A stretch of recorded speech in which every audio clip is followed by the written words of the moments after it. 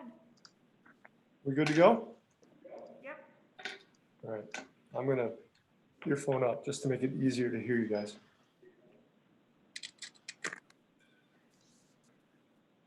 All right. Good evening, everybody, and welcome to the Lake Bluff District 65 Board of Education budget hearing for September 22nd. Our board members and members of the district's administrative team are participating in a hybrid meeting, and there's currently a requirement on group sizes in an effort to limit the spread of COVID-19. As a public body, the Lake Bluff Board of Education is subject to the Illinois Open Meetings Act. Prior to this meeting, a public announcement was posted on our website announcing various participation options, including asking questions ahead of the meeting using a Google form. While the requirement of the Open Meetings Act have been relaxed during the global pandemic, members of the Board of Education take their responsibilities as board members who are responsible to the public no less seriously. Leanne, could you call the roll, please? Yes. Duran? Present. Hill? Present. Barry? Present. Charlot, present. Gotchall? Present. Haig, absent. No. Oh, sorry, Rich. Haig? Rich, can you hear us? Okay, Richard is present. John Marsden? Present. All right, so we've got a quorum. We're going to start. And we begin with the statement of purpose of the budget hearing. The purpose of this meeting is to allow the public to comment on the proposed 2020-21 school budget. The annual budget adopted by all public school districts includes all funds that, when taken as a whole, set the plan for accomplishing the educational and financial goals of the school board. The budget is the official appropriation without which we cannot levy taxes. All budgets must be entered and adopted on the budget form prepared and provided by the Illinois State Board of Education. The budget is designed to meet requirements imposed by Illinois law and applicable rules, provide expending and taxing authority, and satisfy a minimum level of financial information for the state, local, and federal governments. The tentative budget was on display at the district office for public inspection for at least 30 days prior to the public hearing and the public meeting at which the final budget will be approved. Budgets are due to be filed by September 30th each year. People desiring to make comments regarding the budget will be recognized by the president by using the raise your hand feature of Zoom. You will be asked to state your name and address and then make your comment. We're going to begin by having comments from the administration, specifically Mr. Jay Kahn, our Director of Finance and CSBO. Jay? All right, I'm going to share my screen. If I can.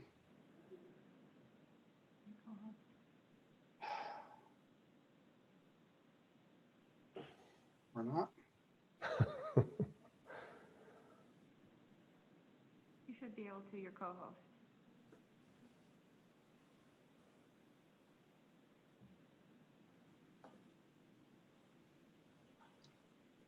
And try this. There you go.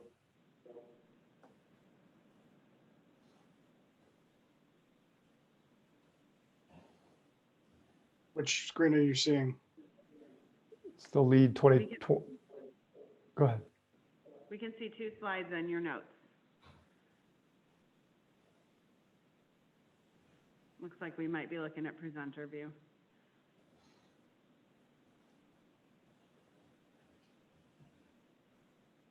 There we go. Perfect. All right.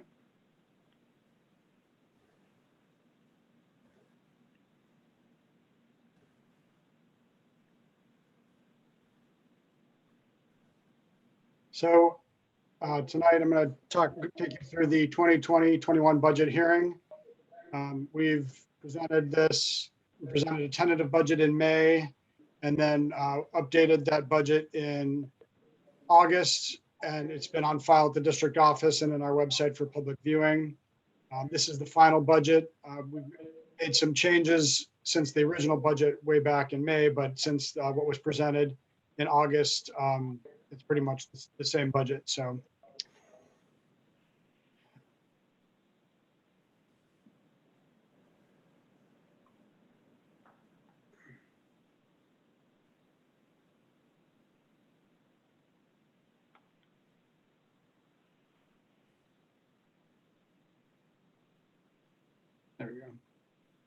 Okay, so we're used to, I want to just take you quickly through the historical results. We, in 2019-20, actually increased our fund balance by about $357,000. We had a surplus relative to, or a surplus basically due to our school closure in March. So we did have some additional expenditures due to COVID-related items, but in net, because we had no transportation for the last quarter of the year and some other areas where we were not in school, we ended up generating a surplus last fiscal year. We also refinanced our bonds last year. So it looks like we have a deficit of $1.5 million, but that's because our bond refinancing, we basically paid off our bonds early. That counted as an expenditure. But the money that we received from the bonds wasn't included in revenue. So it looks like a deficit, but excluding that bond refunding, we net increased fund balance by $350,000. 2021 budget is balanced, meaning that there's no change projected to fund balance at the end of the year. It looks like we've got a $150,000 deficit. Again, this is just similar to the debt refinance that we did last year, where I'm expecting to get new copy machines for the district next year, and that will be treated as a capital lease. So it shows up as an expenditure and then a source of funds underneath. So the net change is zero. Absent that copy machine purchase, we would have a zero balanced budget. The biggest assumption here in the budget that affects our profitability or our loss is the tax collection rate. So we did increase our tax levy by CPI, which was 2.3%. However, way back in May, we were expecting to see a really low collection rate, about 98%, just due to the recession and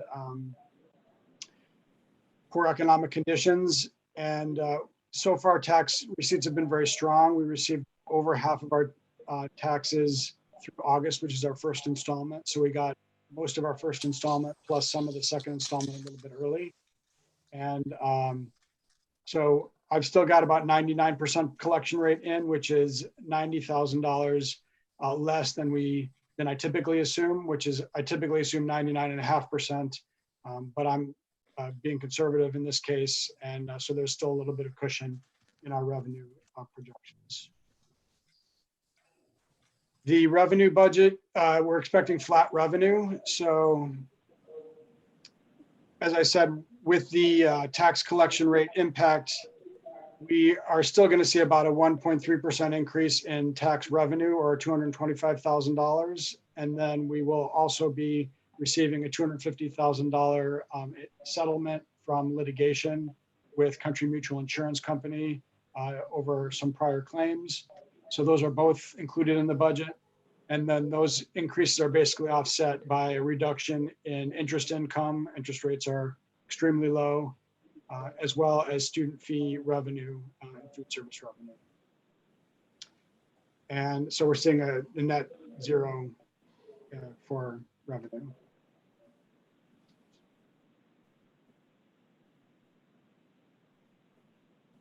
And then just our revenue, as a reminder, most of our revenue comes from property taxes, 91%. We receive a little bit of state income, federal income, and then other local or again, this year, just to remind you, we're doing things a little bit differently. We're using a contingency line in the budget due to the COVID pandemic. This is primarily for two reasons. When formulating the budget, there's still, although we know more now, a pretty high degree of uncertainty in what we will need to purchase. And then we also wanted to make sure that we had transparency in how much we spend related to COVID and on what we spend it. So each month, the board will be approving, starting next month, a transfer from the contingency line to the individual line items. And so you'll see a complete list of exactly what we spent for COVID. The base budget does include some COVID-related savings. So there are things like stipends that for activities that couldn't happen, or for maybe transportation, fewer buses that we will have, or supplies that we haven't spent. So you'll see basically any additional spending related to COVID, but because of the nature of the contingency line, it does not include any basically savings, which are built into the base budget. And then we will need to amend the budget at the end of the year if the sum of all the transfers exceed 10% of the total fund expenditures. And this is a possibility.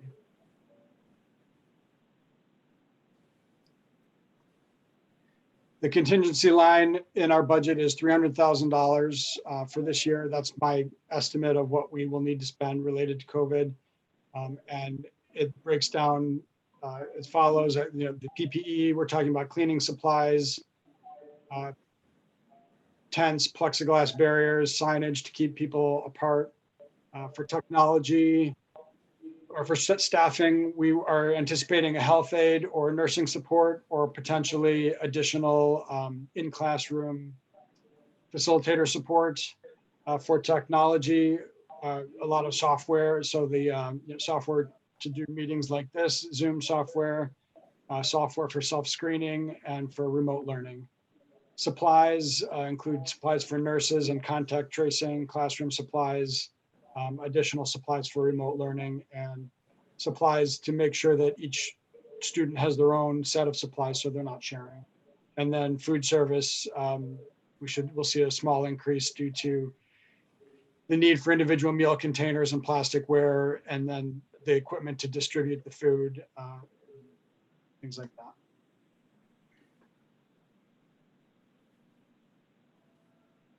that. Our base expenditure assumptions in the base budget, salaries are only increasing 1.5%. So we've got the step increase of 3% for the LBTC, as well as classified and admin increases of 3%. We're seeing a small reduction in basically a half-time pre-K staff member and part-time. Our payroll person's going part-time, and then we did see 4 retirements and had some other administrative turnover. So we're seeing some savings there, as well as I mentioned before, a reduction in stipend pay for activities that we may not be able to hold due to the pandemic. Benefits are up 5.5%. Our insurance co-op had a rough year this year. So we're seeing insurance premium increases of over 6%. Typically, we see increases at a much lower level, but we've just had, basically the co-op has just had a bad year this year, but even given that, 6.6% is not a bad increase when you're talking health insurance, where the trend is probably closer to 10 for the industry average. Purchase services, we're seeing savings in transportation. We're seeing an increase over last year because we have a full year of transportation instead of just the 3/4 of a year. However, we do have fewer routes given the need, given that we have a lot of people driving. We are spreading out. We still have more buses than we typically would for the number of students who are riding, because we're spreading kids out on the buses in order to make sure they're 6 feet apart to keep them safe. And then technology expenditure, additional, we also have an additional 0.8 FTE psychologist for MENAS SED. So that's where our purchase services are increasing. Technology, we've got these new MacBooks this year.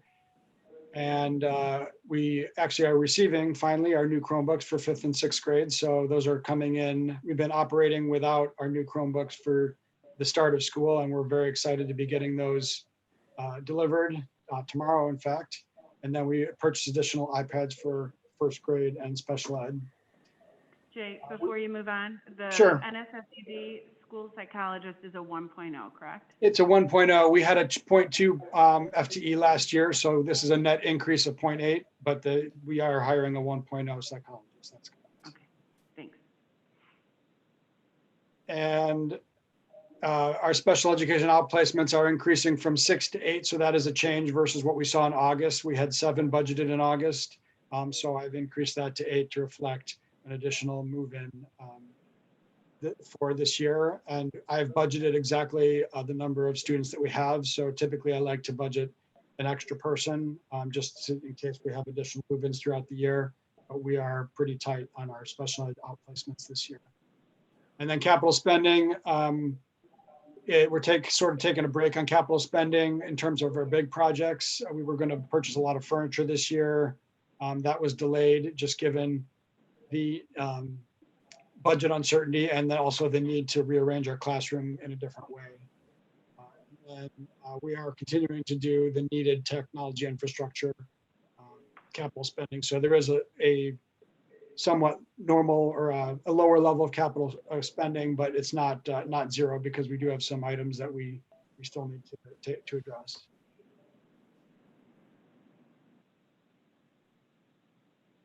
So looking at our net operating expenditures, again, this is just what I was talking about earlier, salaries increasing 1.5%, benefits increasing 5.5%, purchase services are up 6%. Supplies, we're seeing a decrease in supplies.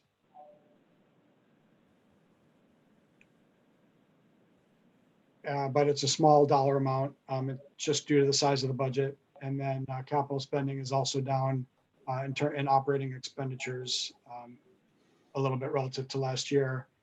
And then the dues and fees are increasing. And again, that's due to the special education outplacement. And then you can see the contingency line broken out at the bottom. So we didn't have that in the budget last year, and we've got a $300,000 line this year in the budget.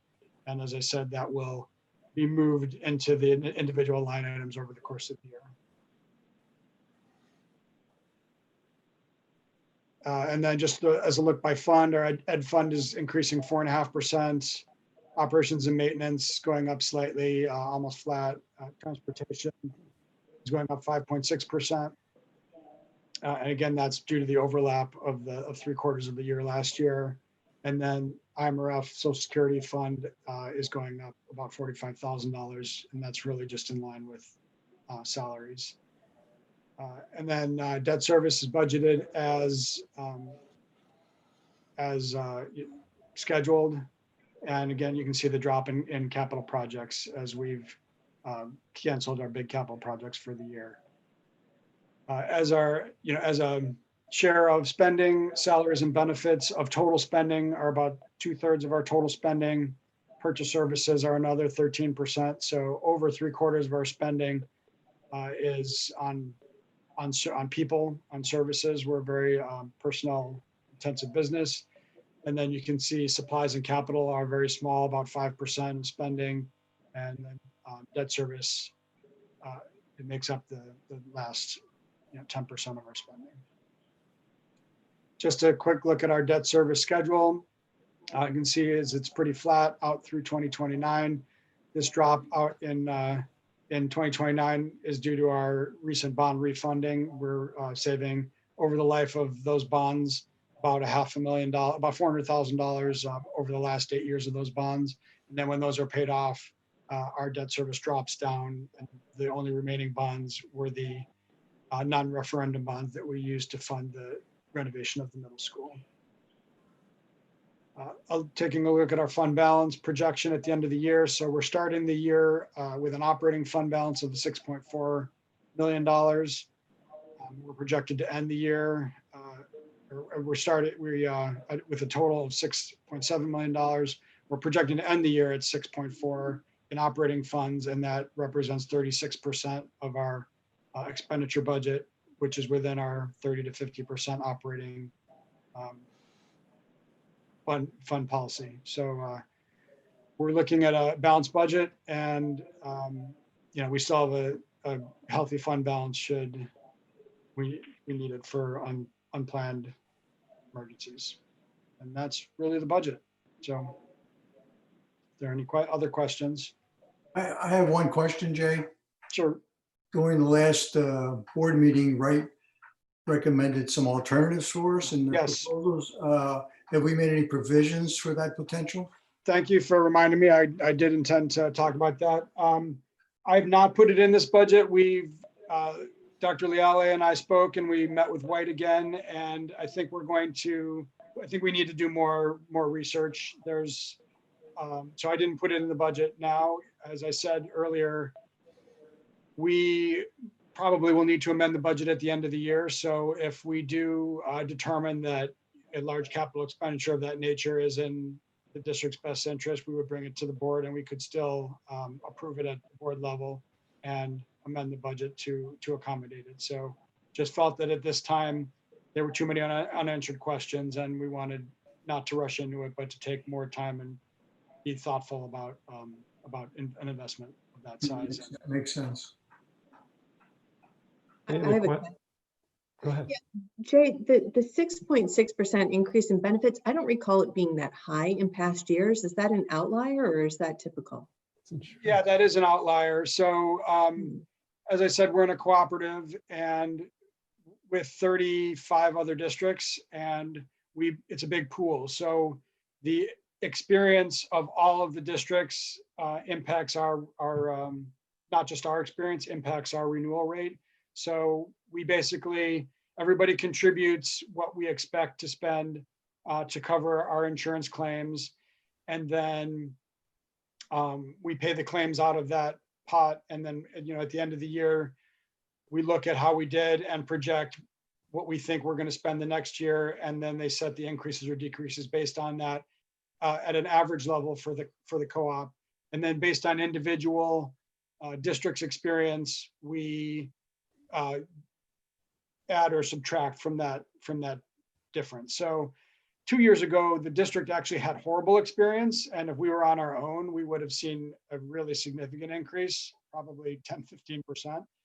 We had some very sick members and we actually the co-op ended up spending on our behalf more than we put in that case. But because the co-op had a good year, we only saw a small increase, like 3%. This year is sort of the reverse. We had a very good year and didn't have a lot of health problems, but many of the other districts in the co-op did see a bad year. So the average for the co-op was up. So we're sort of paying for it this year. We kind of go up and down together. So the average for the co-op, I think, was 7 or 8% on average, and we have a slightly lower increase because we had really good experience. But this is a high increase for us. I think over the last, really since we've joined the cooperative, this is the highest increase we've seen in insurance premiums. We were typically, in some years, we've actually had a decrease, and it's typically been, like less than 3%. So over the long term, we are doing very well. And again, even, with the cost, there are some very high cost medications. The prescription increases are really what's driving our increases in premium, and a 6.6% is high for us, but it's still if you look at general overall medical trend, sort of in line, if not a little bit less. So yeah, your point is correct. Yeah. Okay. My other question was the IMRF 11% increase, and I heard you say that's because of salaries, but salaries are like a 3% increase, right? So how do you, what accounts for that difference? It's actually IMRF and Social Security. So it's in terms of an increase, I'd have to, I think you're right. There's two components that go into it. One is the salary increase, and then the other component is that every year IMRF funds its pension on kind of a 30-year or like a 5-year rolling average. It's just a 30-year amortization. So the rate that we pay on salaries changes every year as we target to try to be funded. Actually, IMRF is the only pension system that is fully funded because the districts there's no state contribution to be postponed. The only people that contribute are the employee and the employer, and we legally are required to contribute. So that rate does change and can increase. So depending on really investment returns, I think if you have a good year or a bad year in investment returns, that rate can go up and down. So yeah, because that also strikes me as unusually high, and those are percentages that year over year would be quickly unsustainable. Right. I guess the other thing I would say is this is a comparison to actual. We have some positions that, especially stipend positions, I don't know whether or not a certified staff member, like a teacher, is going to do it, or a non-certified staff member, like an aide, is going to do it. So I budget kind of a blend. And if more teachers do those jobs, then I'm paying less IMRF, I'm paying more TRS. And so I'm comparing my budget, which assumes that maybe more non-certified staff members are doing something, to an actual. So I guess what I'm saying is I may be over budgeting there because I have to take a guess at how many non-certified staff members I'm going to pay to do certain things. Whereas in actuality, it may be more certified staff members. So, you know, because it's a small dollar amount and it's more conservative, I tend to not sweat it too much. And I think that's because it's a relatively small dollar amount, it's making the percentage look large. Yeah, okay. So, you know, I think that's what's driving it. But I will look at it and dig into it, and I'll let you know for sure if that's what it is at the next meeting. Jay, I assume there are no other opportunities on our long-term debt with the interest rates where we have them today. I would never say never. Like to be honest, I thought we were done before, and then, you know, rates just tanked, and we had some outstanding bonds. I think we have refunded. I'd have to go back and check. I think we've refunded most of our bonds to this date, so I would not expect a lot of additional opportunities to refund. But I know that our financial advisor, PMA, is constantly looking out. You know, they've got all of our bonds in the computer, and you know, they're keeping a watch on it. So if there are any opportunities, they will definitely let us know.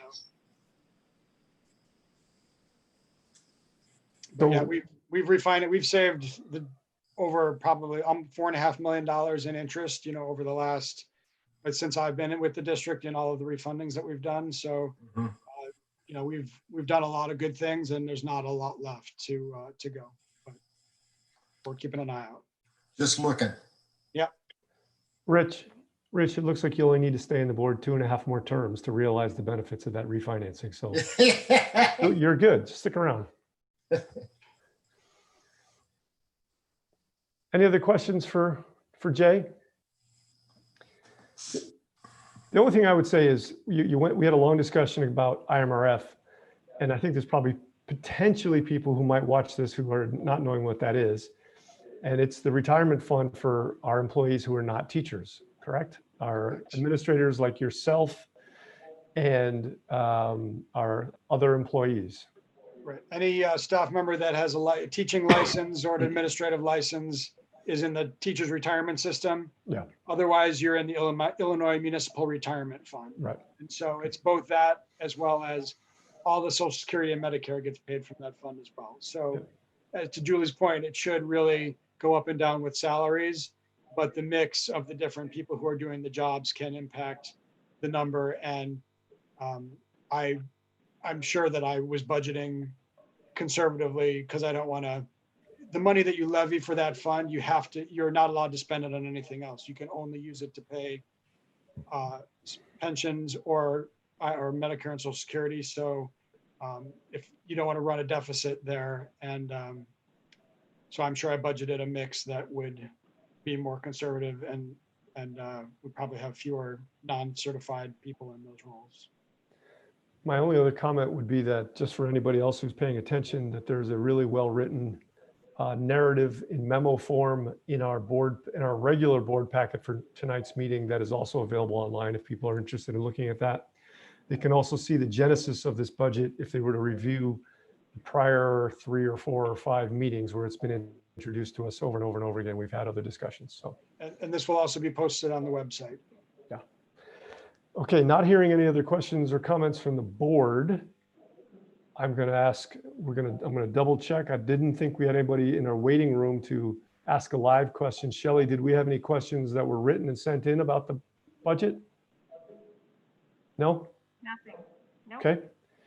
So not hearing any other questions, unless anybody has something, a comment they want to make, I'm going to ask to adjourn this budget hearing at 7:18 PM. We have a motion? So moved. So moved. That's 1 and 2. So can we have a roll call? Second. Yes. Duran, Yes. Hill, Yes. Barry, Yes. Charlo, yes. Gotchall, Yes. Haig, Yes. Marzen. Yes. All right. So we are adjourned. And unless there's something else going on, we're going to go right to our regular meeting, right, Dr. Leali? I imagine. Okay. Now to the regular meeting. Welcome everybody to the Lake Bluff School District 65 Board of Education regular meeting for September 22nd. Once again, I got to read this statement. Our board members and members of the district's administrative team are participating in a hybrid meeting as there is currently a requirement on group sizes in an effort to limit the spread of COVID-19. As a public body, the Lake Bluff Board of Education is subject to the Illinois Open Meeting Act. Prior to this meeting, a public announcement was posted on our website announcing various participation options, including asking questions ahead of the meeting using a Google form. While the requirements of the Open Meeting Act have been relaxed during the global pandemic, the members of the Board of Education take their responsibilities as board members who are responsible to the public no less seriously. Leanne, could you please call the roll? Yes. John Marzen, Present? Leanne Charlo, present. Julie Gotchall, Present. Richard Haig, Present. Andy Duran, Present. Ann Hill, Present. Mark Barry. Present. All right, we've got a quorum. If you could all join me by looking over our board secretary Shelley's shoulder and say the Pledge of Allegiance. I pledge allegiance to the flag of the United States of United States of America America, and to the To the republic republic for for which it stands, one nation, one nation, under under God, under God, indivisible, indivisible, liberty with liberty and justice liberty for and all. justice for all. Okay. Again, we will, does not appear that there's anybody in our waiting room for public comment. Shelley, do we have any written public comment tonight? Not so Oh. far. Not so far. Okay. So we will move on to asking the board if they have any, if they would like to add an agenda item for a future meeting or a discussion item for this evening, if they've got something they want to make sure we cover in the future. All right. At this point, Dr. Leali, I believe, or she will delegate an introduction of some new staff. Yes, thank you. We're so excited to have some new staff members here tonight. We can start with Jay to introduce a new staff member at the district office. All right, so I want to introduce Mr. Paul Sanchez. He's our new technology and data specialist, and we are thrilled to have him. He comes to us from West Harvey, so South Suburban community, and actually started his career as a building secretary. So knows really well firsthand the needs of students and teachers and the community, and how to, will be interacting with them. This is his 6th year in educational technology, and he's worked in technology for almost 15 years. Paul has spent his first several months drinking from a fire hose. So he's got a big job. He's doing a lot of what Kevin Rubenstein did, as well as Lori Brown. And, starting a new job in the middle of a pandemic is never easy, but when the basic platform for teaching is all technology related, the job is more important than ever. And Paul's done an outstanding job of keeping us going. He recently, we've had some issues just trying to handle all our tech needs, and he recently developed a strategic support plan that, in order to deal with this, that he'll be communicating out to our community within the next week. So we were really happy to have Paul and welcome him to the job and hope he doesn't get scared away. He's doing a great job. Welcome, Paul. Thanks for coming. Thanks, you guys. Absolutely. Appreciate it. You've been doing great, Paul. And we will go ahead and move on to Mr. Nate Blackmer to introduce a new staff member at LBMS. Thank you. Happy to do it. A couple of things to keep in mind, I think, from the board perspective. Really strong school districts attract really strong teachers, and Katie is certainly a perfect example of that. I try and remind myself and all of those that are around me that this isn't normal. And I feel badly because Katie has started under very unusual circumstances and has jumped right in, done a fantastic job. We're fortunate to have her, and I do feel a little bit guilty, I'll admit. Katie has come to us from Hawthorne Elementary District, where my own kids attend school. Oh. So I do feel like I may have burned a bridge or two, but hopefully they don't take it out on my own kids. We're happy to have her here, and thank you very much, Katie. Welcome to District 65. Hey, Katie, what's your last name? I didn't think Carlson. Carlson. Welcome. Yeah, thank I you apologize. Katie Carlson. I should have used her last name when I introduced her. Welcome. so much. Thank you. And Mr. Blackmer, do you want to also introduce the other new position that's here tonight? I was going to do that as part of my board report, but I can happily do it now if you'd like. We had agreed with Kelly and Kelly was going to tick off the board reports. We can move All right right, to that if you sounds want. good. We'll hold Okay. off on that one. We're All right, so sounds happy good. to have you here, Katie. Thank you so much. So are we skipping right to the principals reports? We don't have PTO or Alliance, right? Nope, we will go right to Ms. Bay. Okay, Ms. Bay, you're on. Hi, everybody. It's good to see all of you. So a couple of things to share out tonight. I wanted to mention that Lake Bluff Elementary School is hosting our first virtual curriculum night on Wednesday, September 30th. We are really excited about this event and how we have really, in a way, been forced to set up a new structure. But I think as with all things that we are living now, we're making the most of it. So just while I have a captive audience and each of you here wanted to run through the structure of that night. So we are going to be offering 2 live sessions for families to be able to hear from teachers at each of the grade levels.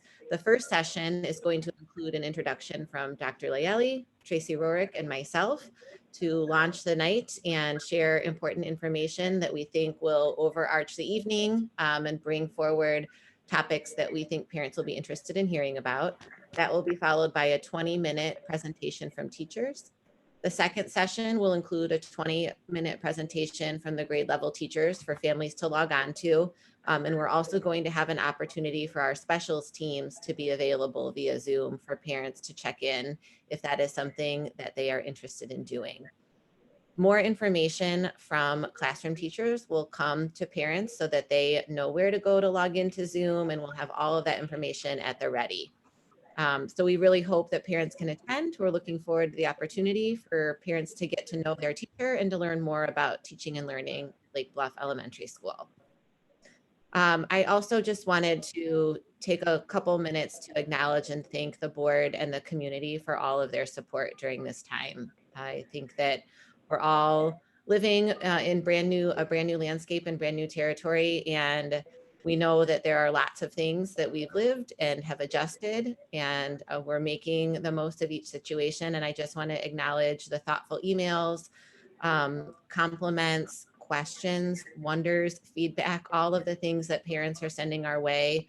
It is really meaningful when we get a compliment. It's really meaningful for teachers who are working day in and day out and over weekends to be able to be in front of students, whether that's on the other side of a screen, in a classroom on the other side of a screen. And so lots of work and energy going into this. And I just want to thank you for your support and the community for their support, and parents, and thank our teachers once again, because I don't think that I can do that enough. The last piece is just to acknowledge that we don't have any new staff members to introduce at Lake Bluff Elementary School. And I wanted to look back to see when the last time that happened was, because I would say in all of the years that I have been here, I can recall having dinner with our new teachers and then walking over to the village hall to attend a board meeting.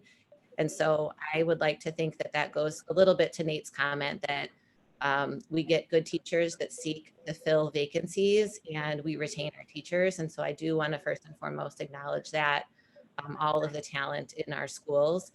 But I also want to take a moment to acknowledge the new hire that we did have in our assistant principal role, and just a big shout out to Audrey Jurov, who is doing an incredible job. As Nate said, it is a big year to start. I think it's a big year to start in an administrative role in a brand new school, and she has jumped right in. So she's working with teams. She's working with me, with our administrative team. She's attending meetings. She's leading meetings. She's listening in meetings. She's introducing herself to students and families and staff. She's orienting herself to existing procedures, developing procedures, and even within all of that is getting into classrooms and being present and visible in hallways. And I think it's a huge task, and I am beyond grateful to have her in the office next door. So I want to acknowledge that and just thank everybody again.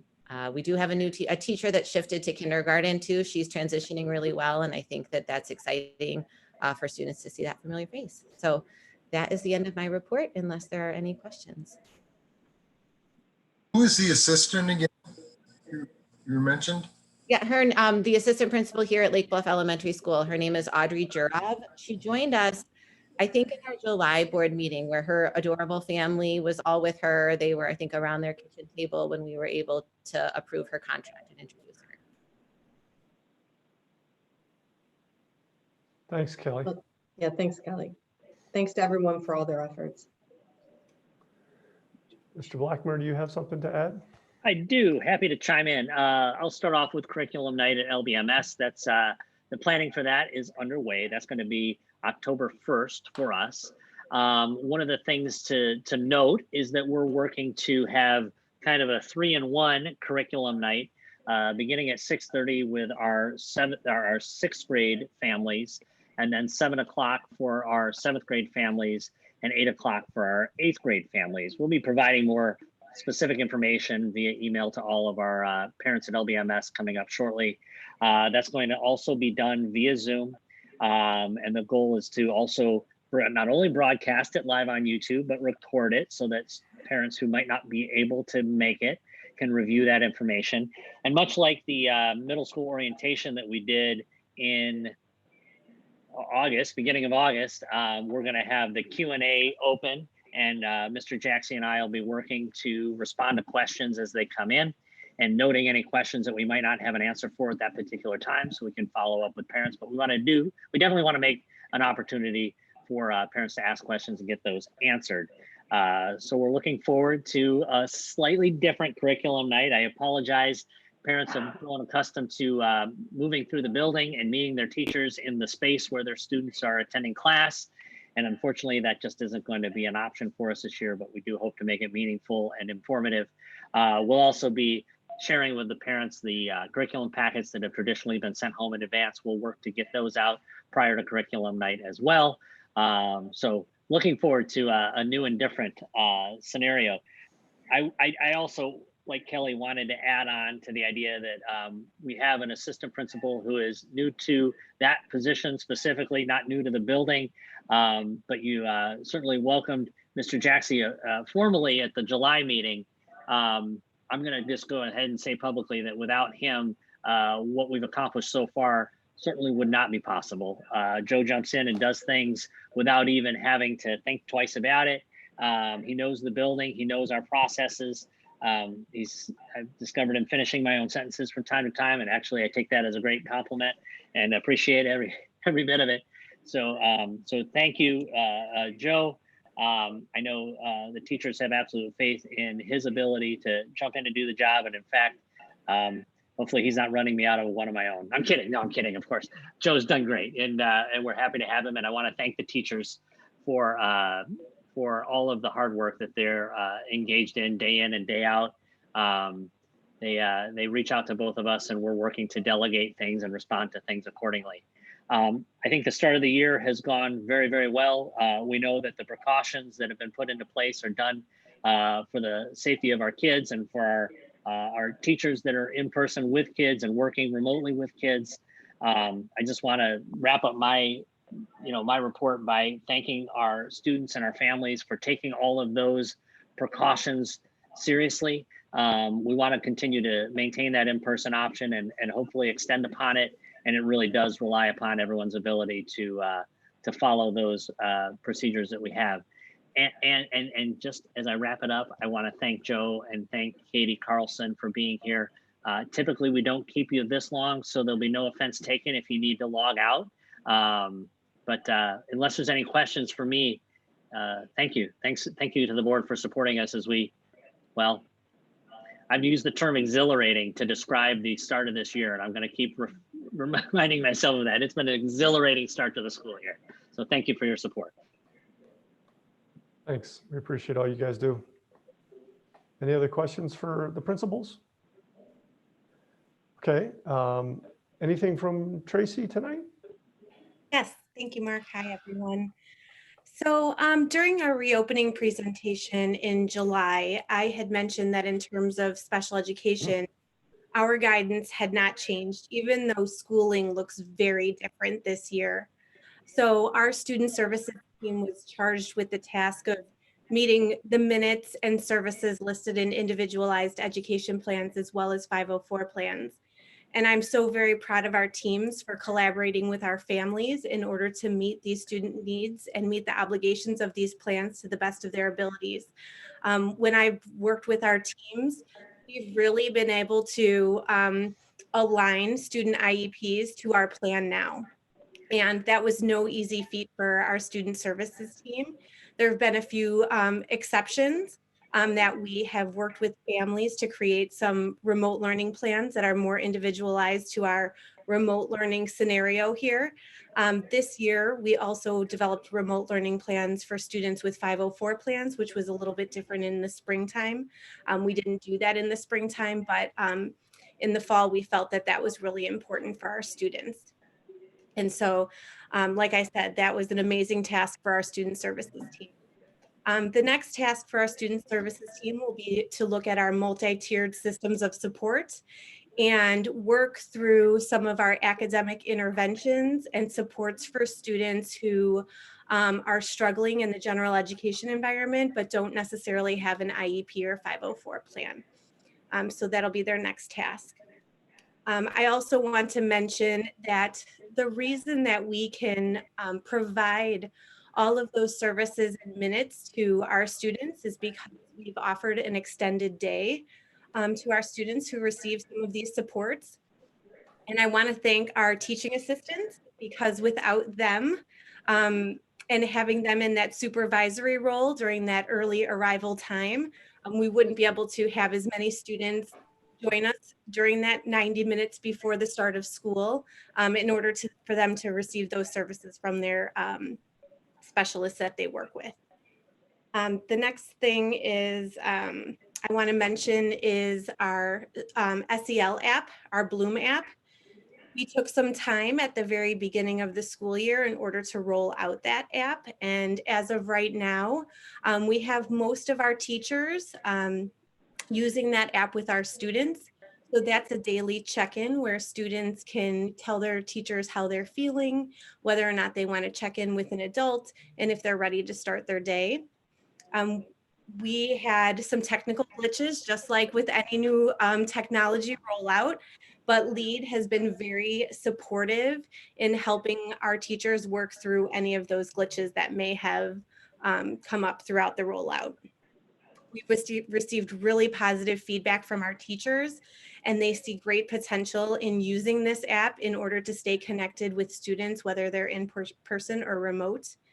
We have a social emotional learning team in each building that is working through the best ways to use the information from the app so that we can support students building wide and at home for whatever their social emotional needs might be. And the app helps us do some of that in real time.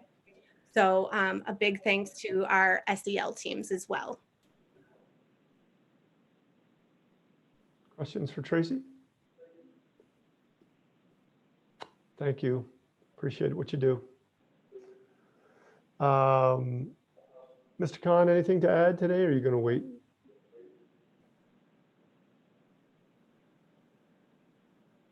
I did just want to mention that, I think I mentioned this at the last meeting, but due to a extension by the U.S. Department of Agriculture, we will be implementing a lunch program for all students. So currently, any family who meets federal guidelines and qualifies for free meals is provided a free lunch, and others need to order it in advance and pay for it. But as a result of this program, through December 31st, we will be feeding all students lunch. So we'll be sending out information at the end of this week, informing families of that new program and asking if anyone wants to opt out, just so that we know kind of what quantity of food to make. But we're very happy that we'll be able to feed all of our in-person students, and then any student who is not in person does have the option of coming and picking up meals. I think we're going to be doing Mondays and Thursdays, try to do a morning and an evening time that's convenient. So. That's cool. Thanks. Okay. Dr. Leali, you going to add anything here or wait to your discussion item? I'm just going to add two quick things. One is a reminder for the board that in October we'll have a discussion, a preliminary discussion on equity and inclusion. We want to make sure that we set ourselves up to have a good conversation around having our children feel a sense of belonging, have role models in our schools that see themselves reflected in our curriculum. So we will begin that discussion in October. We are also going to begin school presentations in October, and our first one will be from LBMS. So we're excited to see what Mr. Blackmer and Mr. Jaxie have in store for us in October. We think it's really important for you to get a sense of our teachers and our students especially, and the great work that they do every day. We are so highly impressed with our students. I walk around the buildings and they're just amazing. So we'd love to bring that here to showcase for the board and community. Okay, thanks. If I can make a recommendation on that equity and inclusion conversation that's coming up. I think that those are some terms that are a little fuzzy to a lot of people. And I would suggest that we provide some advanced homework type reading to the board. And just I would suggest or offer up that there's a huge resource available to us at NSSED, because they've done tons of research on that. And their superintendent has made that a big part of their day-to-day. So, and he's given his board, which I'm on, lots of material on equity and inclusion, which I'm sure they could flood you with more than you need, which would be just kind of great background for everybody in our board. Absolutely, that's a great suggestion. Thank you. And I just want to say thank you for doing that, because I think it's a very necessary conversation, and I think it's great that Lake Bluff is leading the way in that. So thanks, Lisa, for putting that on the agenda. Absolutely, looking forward to it. And then under the president's report, a couple items. Just a reminder again that we do have an election coming up in April of 2021. There will be 4 board members who are retiring after years of service. And we will be looking for new board members to join the team. And if you are interested, you must file your paperwork by December. I don't know the exact date, but it's December of this year. So you really only have a couple of months to decide and get the paperwork together. Excuse me. It's very rewarding work. The board would be happy to share with you their experiences and what's involved. And so don't hesitate to reach out to any of the board members. I'm happy to talk to anybody who wants more information. There's more information on our website under the tab for board information. There's more information on the Vote Lake Bluff website.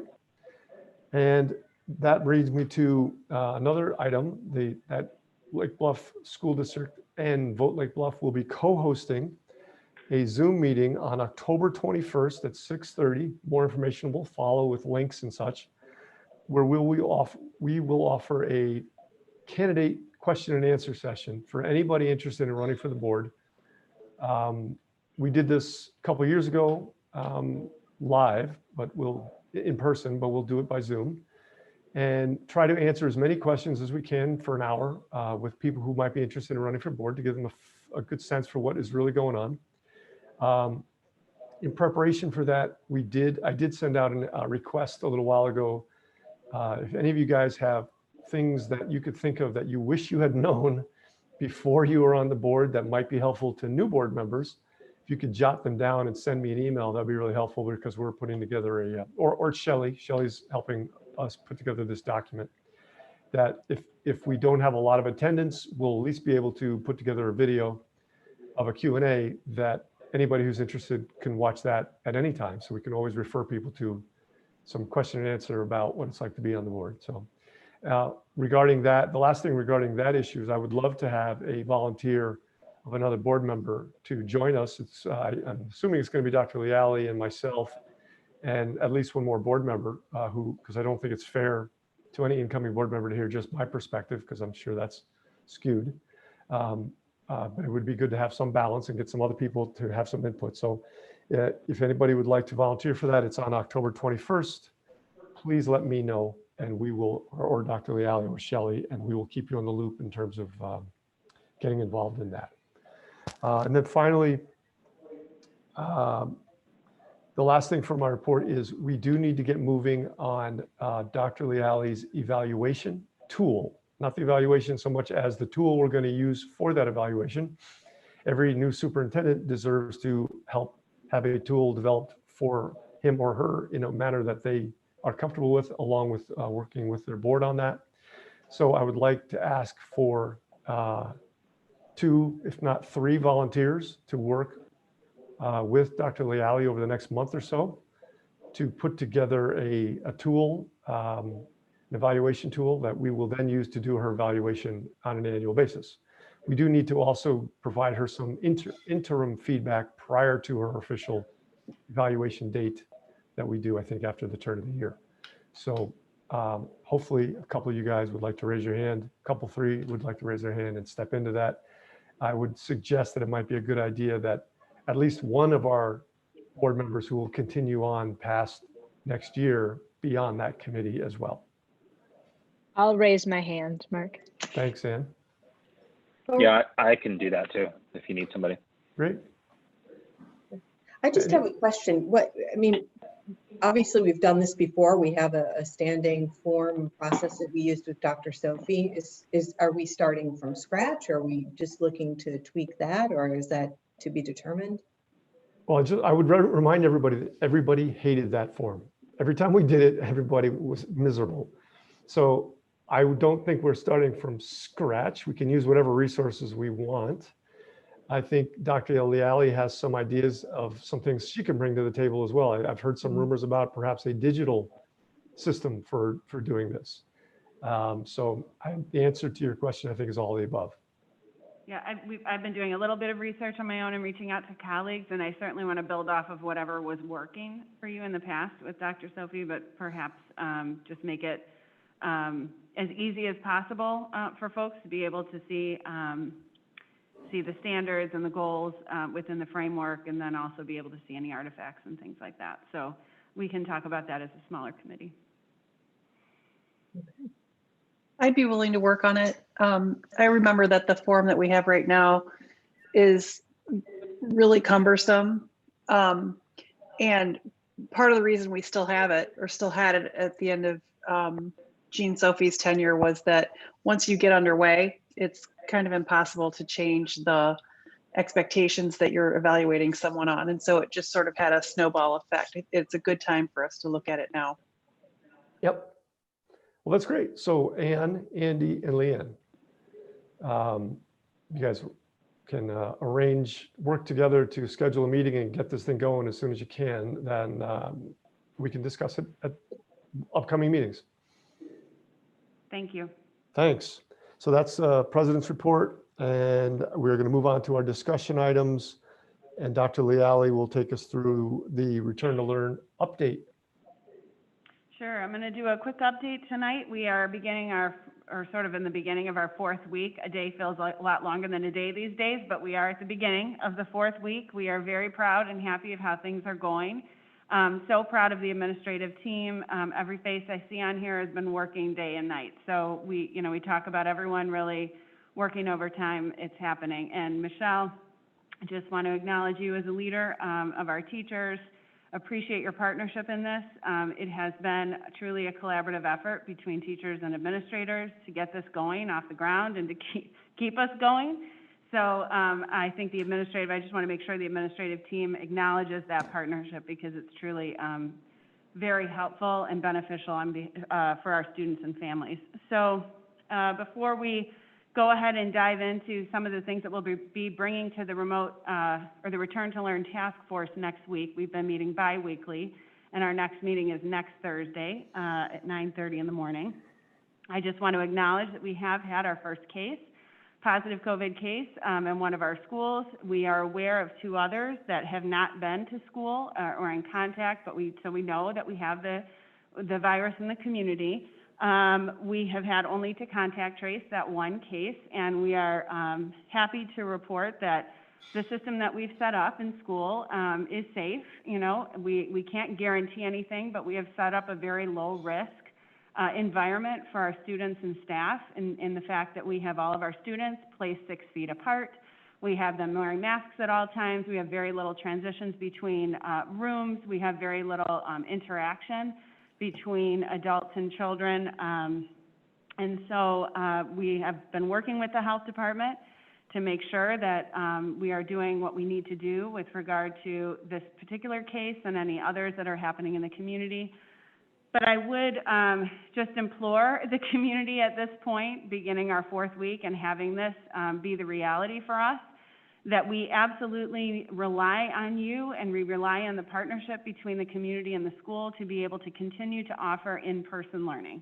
The fact of the matter is we have students and community members that are coming to our schools each day. We have staff that are coming to our school each day. And everyone wants to be in the safest possible place to maintain health and wellness. And although we've set up this structure, I tell you truly, it is a very low-risk structure, but that doesn't mean there's no risk. And if our community is engaging in activities that would spread the virus or make the community spread go up, then what we have is a much riskier situation for our staff, students, and community, and a much higher anxiety level about coming to work or coming to school. And so at every opportunity that I have, I just ask the community to, number 1, stay safe in any place. Any place can be a hot spot if we're not doing the things we need to do to maintain a healthy environment, staying 6 feet apart, wearing a mask, being honest with us when you self-certify to come to work or school every day, being honest when a test result comes back or you need to go to the doctor. There's no stigma, there's no judgment. We just want to keep everyone safe, and that's what we really need to do as a community to make sure that we can trust each other and make sure that we can continue the model that we've worked so hard to get up and running. So that would be my big plea at this point. We know that people are anxious to hear plans about trimester 2. I know that we have some families who are looking forward to the option of coming back to school with us. And I want to take the time to just remind everyone that we still are in Illinois Restore Phase 4. We still have the same guidelines from the CDC and the Illinois Department of Health that require us to keep kids 6 feet apart. We will continue to adhere strictly to those guidelines, which means that we have limited space within our facilities to bring students back. We are looking at ways that we can add additional spots, and we are formulating as much of a clear and transparent option or plan that we can present to our remote families when we offer them the opportunity to opt back in to school. Really, again, this depends on how many community members want to come back and try in-person learning for us. When we look at our decision-making around this, it's very similar to what we were facing in the spring when we were designing our reopening plan. Health and safety comes absolutely first. We want to provide equitable opportunities to all of our learners and make sure we give the opportunity for kids to come in and do learning in school if that's what works for them. We would like to provide more opportunities, and we would also like to keep the disruptions to the schedule to each student's schedule as minimal as possible. But thankfully, our model has been working, and I think that a lot of parents would like to take advantage of that in-person option. So we are designing a setup so that we can let the community know kind of the two ways this could go. One way would be the plan that we could implement if we had just under the amount of capacity families asked to be in. So we would outline these are the number of spots we have available. If the requests do not exceed that number, then we can stay with the model and accommodate the additional children. But if the requests do exceed that model, and if the requests exceed it in any way, we will most likely be shifting our model to provide a hybrid situation for more children, if not all of our children. Because again, we want to provide an equitable opportunity for all of our families to have access to the in-person learning. But I do want to emphasize that we will continue to maintain remote learning as our platform. We know that we are still facing the prospect of potentially going fully remote if community spread gets too high. And we are advised from the Lake County Health Department or the Illinois Department of Health that we need to go remote for a certain period of time. We all as an administrative team feel very confident that our remote platform has been successful, much more successful than it was in the spring, as with many districts across the state. We've implemented a much stronger plan, much more effective, and we want to make sure that any transition between remote at home and school experience is as seamless as possible for our kids. So we will continue with that remote platform, but we really need to try to accommodate the families that want to have that in-person experience. And that, again, our ability to do that will really just depend on the number of requests and how many students that we can accommodate in person. And again, when we offer that opportunity, I just want to also remind parents that that survey will be coming out the end of next week, October 2nd. And I do want to emphasize that when parents choose to come to us in school, we need it to be a commitment. We need them to commit to coming to school each day. The remote option is there in case of sickness or quarantine, but we really ask parents to take that commitment to in-person learning seriously and come to us each day so that we are not taking a spot for a family who really needs that in-person experience. I know that some families really love to travel and love to take those types of opportunities, but again, we have various needs in the community. We're really trying to accommodate those families that need that in-person experience, and we'd like to ask that when a parent asks for their students to be in person, that they really take it seriously as a commitment and only use that remote option when it's necessary for health reasons.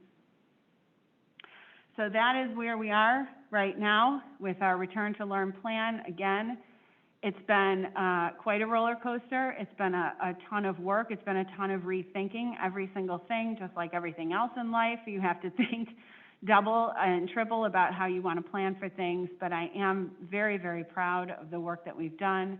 I'm very thankful to the community and the board for your support. And again, I would echo Kelly's comments that any notes of support and encouragement are highly prized and appreciated at this point by our teachers who really are working really hard to make this happen.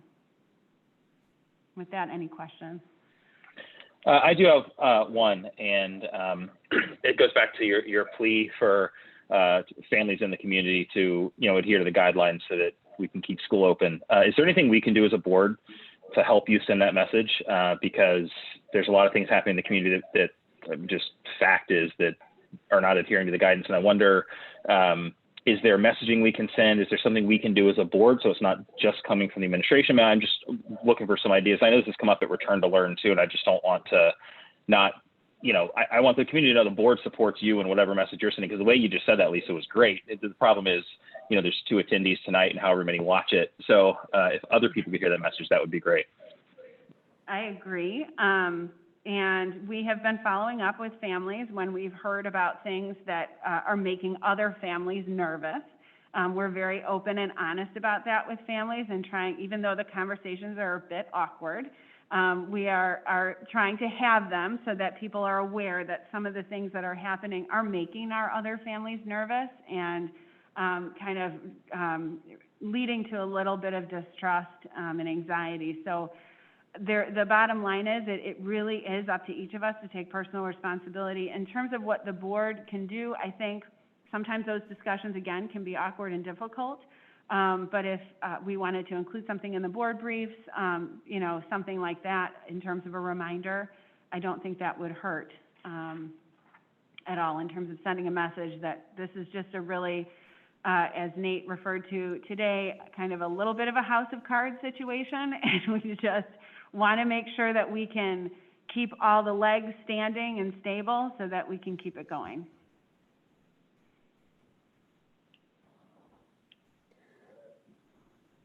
Any other questions for Dr. Leali? I would ask Dr. Leali, because I've heard as well that there have been large social gatherings recently, and there are large social gatherings planned for the not too distant future. And I wonder if you could give an example of an unintended outcome or a consequence as a result of people being, because you did allude to saying parents were concerned about the results of what might happen because of some of these. Like, I don't think that people really understand what happens because of their actions in these things. And if you could give an example of why some of these things are problematic. Sure. So we can, again, control what we can control in our environment, but the individuals that come into our environment, obviously, as we know, we learn more about this situation. Asymptomatic transmission is very real. We ask parents to self-certify every day, but that does not mean that people that come in haven't been exposed and just are not having symptoms. And so many times, you know, word of mouth happens, and it's like somebody has tested positive, we think tested positive, and they happen to be at this get-together, and then we get a lot of rumors going, and we are working with the health department, and there's some calling around to kind of figure out the true story. To be honest, you know, we've found out some things from the health department that we wish we had found out from our parents directly. And those are the kinds of conversations that we're asking our families to have with us directly. Because when we find it out from our parents, then we can work together to really make sure that everyone who could possibly have come in contact with somebody who is positive would get the support they need, would get, you know, into our remote learning program, and people would have a high level of trust that we are keeping really the healthiest individuals in school to protect our other students and staff members.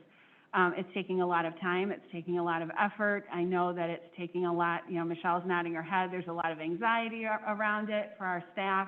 I want to acknowledge that, and I just want to also acknowledge that everyone's feelings and opinions on this are very, very different. Families are handling it in a very different way, in very different ways. This isn't really a political debate. We have certain guidelines that we need to adhere to. We will have, you know, difficulties remaining open if cases start to, you know, show up in our schools and there starts to be spread happening through our schools. And again, we are doing absolutely everything according to the guidelines, keeping everyone 6 feet apart. The system that we've set up, there should be no close contacts. That's very stressful on our staff and administrators to make sure that that happens.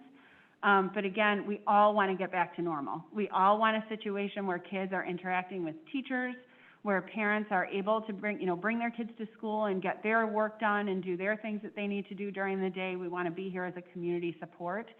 But a big event like that touches a lot of people. Those people who are at the event touch a lot of other people, and it spreads faster than we can even imagine in terms of just the contact and the communication and the problem solving around situations like that. So I get it too. You know, we want to socialize, we want to interact, and that's fine. But for the families that have chosen to be with us, that's a different level of trust that they're, you know, that they are giving to us. You know, they're trusting us with their kids. Our staff are trusting us to keep them safe. We are depending on the community to help us in that effort. So a follow-up to that, and thank you for that comprehensive answer. I just wonder, and the answer may be no, so I'm just curious, is there anything we can do as a district, as administrative team, as a board, whomever, that if there continue to be situations like that, and there continue to be some of the same people that are involved in those situations, is there something we can do to limit the access they might have to the building or to other students. And, and I be fully transparent, my kids are at home. So this is not about, my own personal kids. This is about, feeling a sense of responsibility that we all have. I think the plan you guys have implemented in the buildings is unbelievable and fantastic. And, anybody that may be getting, sick is probably not getting it from school, probably getting it from elsewhere. And I'm wondering, is there any, recourse is the wrong word, but something that we can do to just make sure if it keeps happening that we don't let that keep happening? The answer may be no. I just want to bring it up. So the answer is, I don't have the answer yet. So we're talking to our attorneys about, it's all new territory, right, for everyone. We have codes of conduct, we have handbooks that will be going out and agreements. We can encourage folks to adhere to our code of conduct and to make sure that they're doing everything that we ask them to do. But the bottom line is when families are away from us and they are on their own private property and engaging in any way they want anywhere, we really don't have the opportunity to control that. So we really don't have as much consequence as we have just encouragement. And but I continue to work with our legal firm to kind of see as this evolves, as this situation evolves and more schools are going in person. I think that may change too, in terms of what can be included in a handbook, what parents can agree to, and then what recourse we might have. At this point, we really want to just do what's right for our kids and make sure they're in the right learning situation and as healthy and safe as they can possibly be. So the answer is I don't have an answer just now. And that's totally fine. Thank you for just wanted to throw it out there. Yeah, thanks. Any other questions or comments on this? Okay, we're going to move to the second discussion item is a review of the sixth-day enrollment trends. And I'm not sure who's delivering that information. Sure, I'm going to deliver it. Our total enrollment for this year is 877, which is down a bit from last year's sixth-day enrollment, which was 904. This year we have 8 students that are outplaced. Last year we had 5. This year our enrollment at LBES is 566. Last year it was 578. And this year at LBMS, we have 303. Last year we had 321. So we're a little bit down in both buildings. I can tell you that we have had students and families withdraw to do some homeschooling options at this point. That might be affecting it. Our kindergarten numbers may be a little bit down. They're down everywhere across the country. So that could be accounting for some of our lower enrollment. And then again, our outplacements did go up a bit.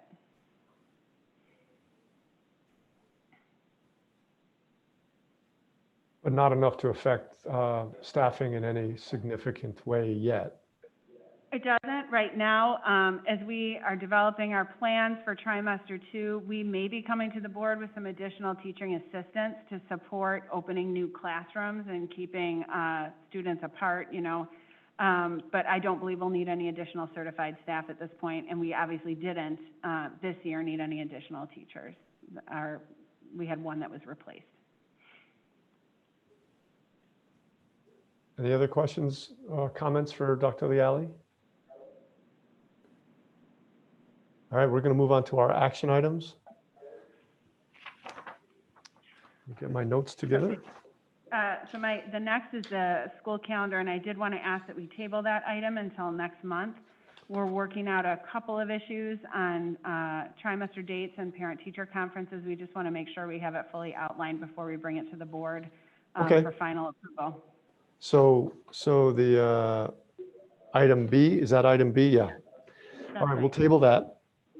The first item is the approval of an MOU, which stands for a Memorandum of Understanding with the Lake Bluff Teachers Council, which is something we discussed in closed session on September 8th. The board's asked to approve the MOU with the Teachers Council regarding evaluations. Dr. Leali, if you could just give us the very high level 2-minute overview of what that really is all about. Sure. So with teacher evaluation systems, every school district needs to have a joint committee that is comprised of equal parts teachers and administrators, and they come together to determine the evaluation system that will be used for certified staff every school year. Our joint committee met this fall to consider the extenuating circumstances that are occurring right now, and how teacher evaluation should really happen this year in order for it to make sense around how very different this school environment has become. I think anyone I've ever talked to about teacher evaluation, I believe in the process. I believe it's great coaching. I believe it's good feedback. It is a lot of work, and it should reflect a standard of best practice that we would like to see in the district. And we should be measuring teachers against that, ideal classroom, that ideal experience we would want for kids. And I don't think there's anybody that thinks that this year we have a system where any classroom can reflect the ideal classroom experience that we would want for our students. We just don't have that system this year. So the Joint Committee has come together to develop a plan that includes feedback for teachers, coaching for teachers, but also really reflects kind of a more normal and typical year on their summative rating, so that we can all feel comfortable to move forward, doing the best we can, soliciting feedback and engaging in coaching, but without kind of that formalized process. Michelle, did you want to add anything on that? You did a really good job of summarizing that whole thing, but yeah, that it's been a really collaborative process in the way that we kind of decided how to move forward, and it's appreciated on our side as well as the administrator's side that, we just want to do what's best for the kids right now and focus on, teaching in this environment and work through whatever needs to be worked through as we go along. So it's much appreciated to be able to easily come to that conclusion and keep going and keep trucking along. Thanks, Michelle. Anybody have any further discussion or questions about this item? The MOU is attached as an appendix or an attachment to our contract with our teachers. So, and that is always available on our website, and the MOU specifically is in the board packet for review if anybody's interested in that. So may I have a motion to approve the memorandum of understanding with the Lake Bluff Teachers Council as presented by the administration? So moved. Second. Roll call vote, please.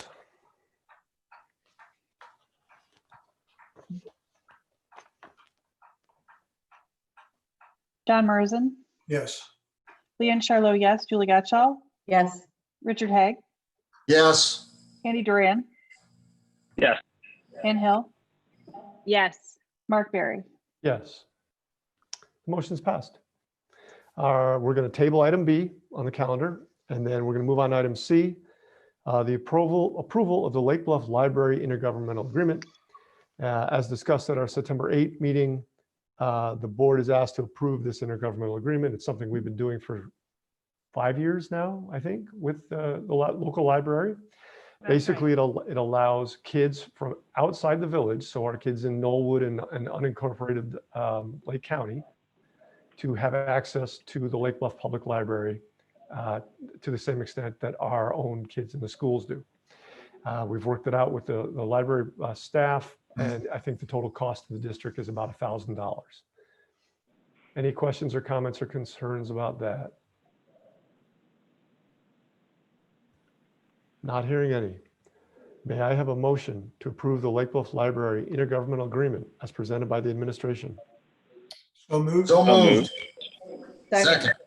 Wow, that was a lot. Everyone. Yeah. We love In this unison. Leanne, you can choose who's first and second. Already done. All right, if you could do the roll call vote, please. Julie Gottschall, Yes. Richard Haag, Yes. Andy Duran, Yes. Ann Hill, Yes. Mark Berry, Yes. John Marsden, Yes. Leanne Charlo, yes. Motion is approved. Item D is the approval of the 2021 budget. As we had a lengthy discussion earlier and at several meetings, Jay has been over it many times. From something I've got to read here, bear with me. Some of what goes into the school district budget is determined by the Board of Education based on the advice of its professional staff and local citizens. More and more budget decisions, however, are forced on the board by factors beyond its control. Each year, the administration staff gathers information from a variety of sources and presents the school board with the proposed budget. After After carefully reviewing the budget, the board gives tentative approval and puts it on file for public inspection. The board gives final approval of the budget only after the public hearing. The timeline for developing the budget is to its adoption varies from district to district. The budget must be adopted by September 30th, after which time it must be filed with the county clerk within 30 days. Any further questions, comments, or concerns about that budget? No. Jay, I appreciate all work you've put into it. Thank you. So may I have a motion to approve the 2021 final budget as presented by the administration? So moved. Second. Roll call vote, please. Richard Haig, Yes. Andy Duran, Yes. Ann Hill, Yes. Mark Berry, Yes. John Marsden, Yes.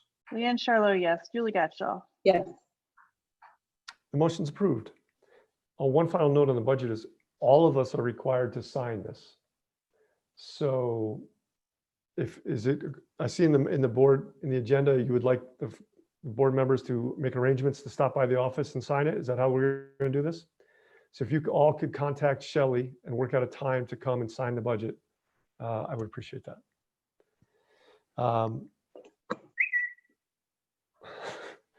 Item E, approval of board policy. This is a very large item. There are 18 policies that have been reviewed. I am not going to read them all here. It's too many. However, if anybody's interested, it is all clearly laid out in the board book that is available to you online. There's 18 different policies that have been reviewed and need to be added to our board policy manual. Updates were provided to us by Press, which is a service we get from the Illinois Association of School Boards, which updates board policy and has it run through a legal review. Our board policy committee has looked this over. I would ask now if anybody from policy committee has any comments on any of this, please voice them now. Yeah, this is what I understand the case to be. These policies are put out by Press. These are policies that the board and the policy committee have typically customized in the past. So what we are doing with these are we're accepting the Press policies as is. They will supersede our carefully crafted policies, but only temporarily. These will now be the baseline for the policy customization project that is upcoming. And so don't be alarmed. This is just sort of a temporary stopgap measure. We will be looking at each policy individually and carefully and incorporating those elements that the board has approved and discussed in the past, and bringing the policies to you again at that point. And we will find a way to track those changes so that we can continue whatever customization we do through additional Press updates and make sure that our changes stay in alignment with whatever updates Press presents us with. Right. And it's my understanding that we're sort of required to do it this way, and it's a cleaner approach to it to start with the baseline new Press policies and add in our customization. Yep. Anything else from anybody? Again, these policies are all available, clearly labeled in our board packet. If anybody wants to dig into it deeper, it's a lot of material.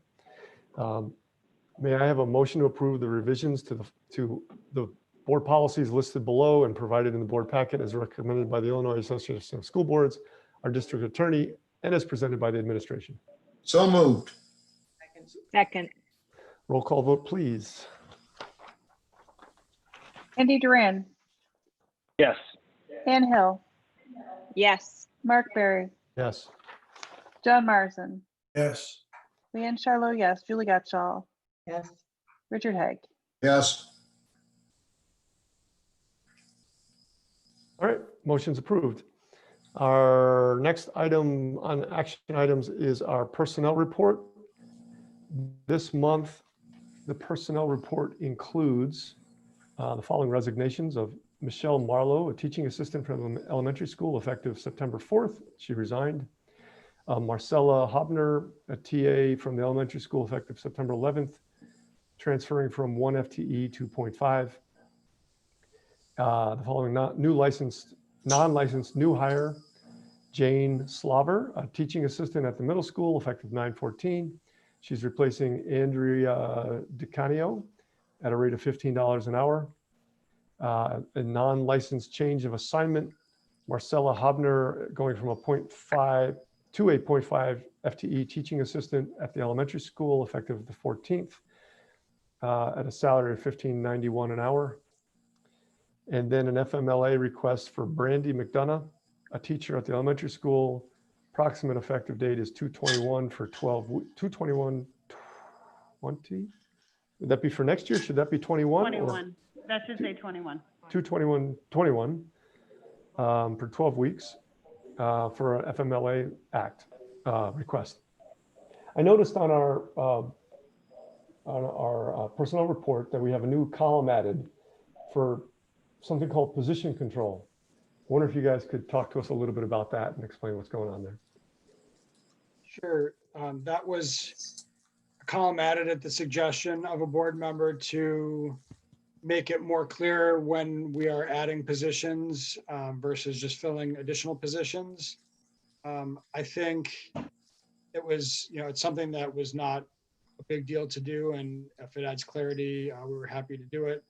It may be a little redundant in that we always bring a staffing plan at the beginning of the year. And then if we are going to add staff above and beyond that plan, we would bring a new staffing plan and be very explicit about changing the number of positions that we have.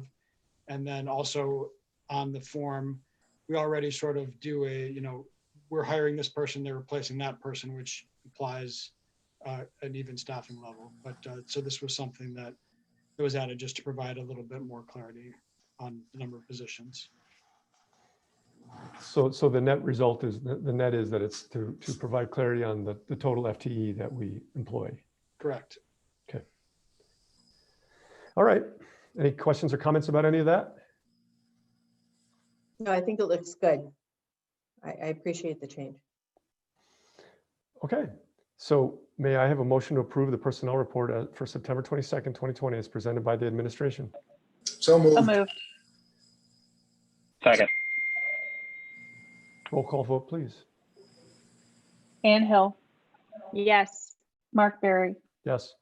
John Marsden, Yes. Leanne Charlo, yes. Julie Gatchall, Yes. Richard Haig, Yes. Andy Duran. Yes.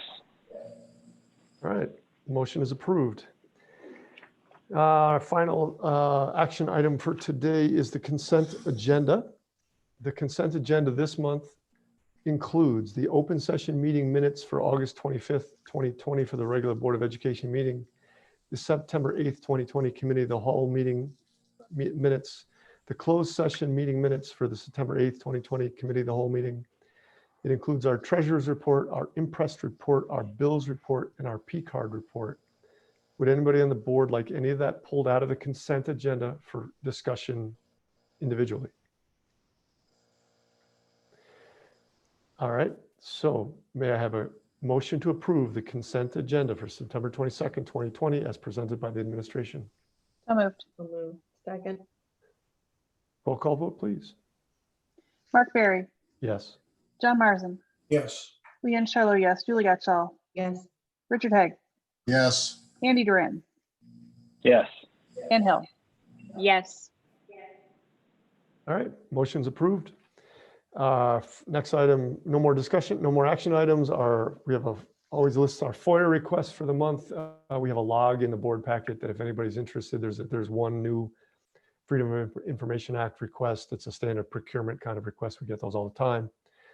I don't think we have people waiting with public comment. Oh, one person. I don't know if anybody has public comment to ask. Shelley, have you heard from anybody? I don't see hands raised in the attendees in the waiting room. So if there's no public comment, any comment from the board, anybody like to add anything as we wrap up? If anybody would like to volunteer for that Zoom prospective board meeting Q&A with me, please let me know and we'll loop you in. So not hearing anything else, may I have a motion to adjourn at 8:22 p.m. So moved. Second. Second. Roll call, please. Leanne Charlo, yes. Julie Gatchall, Yes. Richard Haig, Yes. Andy Duran, Yes.